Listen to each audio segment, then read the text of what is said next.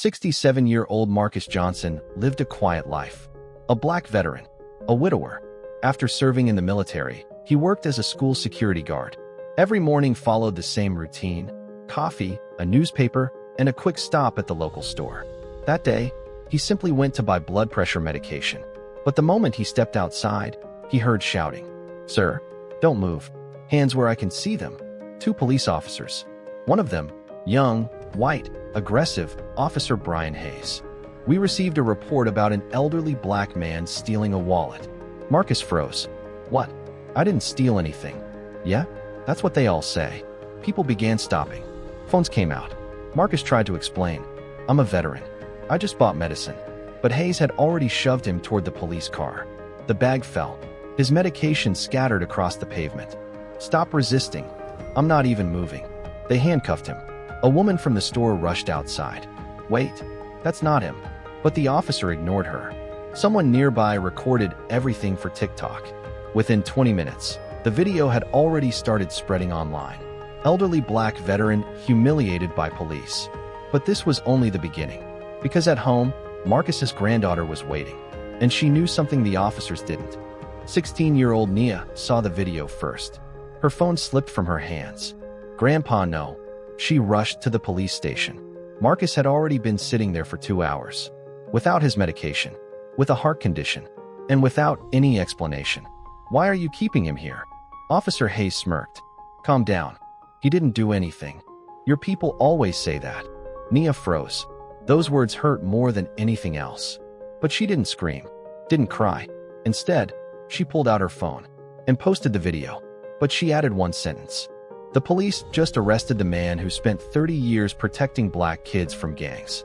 Watch this before they erase it." Because Marcus wasn't just a veteran. For decades, he helped local teenagers for free, pulling kids away from gangs, raising money for schools, organizing free dinners for struggling families. People began recognizing him. Comments flooded in. "That's Mr. Marcus? He helped save my brother." This man raised half the neighborhood. By morning, the video had over 12 million views. And outside the police station, hundreds of people gathered. Flowers, signs, news reporters. But inside, Officer Hayes was still laughing. Until the police chief walked in looking pale. "What did you do?" The police chief slammed a file onto the desk. "Did you even check who you arrested?" Hayes shrugged. "An old man. A suspect." The chief slammed his hand on the table. "That's Marcus Johnson." Silence. "A member of the City Safety Council." "What?" "The man who spent 20 years helping reform policing in this city." But that wasn't the worst part. The woman who had identified the thief had already confessed. She made a mistake. The real thief had been arrested an hour earlier. And he didn't even look like Marcus. But by then, the video had taken on a life of its own. National media picked up the story. Television, podcasts, politicians. Then another video surfaced. Old footage from 2012. A younger Officer Hayes, detaining black teenagers without cause. Complaints had been filed, but the cases mysteriously disappeared. The internet exploded. People began sharing their own stories. Dozens of similar accusations appeared. For the first time in years, people stopped staying silent. And Marcus? He sat at home, broken. "Maybe. I'm too old for this." Nia grabbed his hand. "Grandpa, if you stop now, they win." And for the first time in a long while, Marcus felt strength return. 1 week later, a public hearing took place.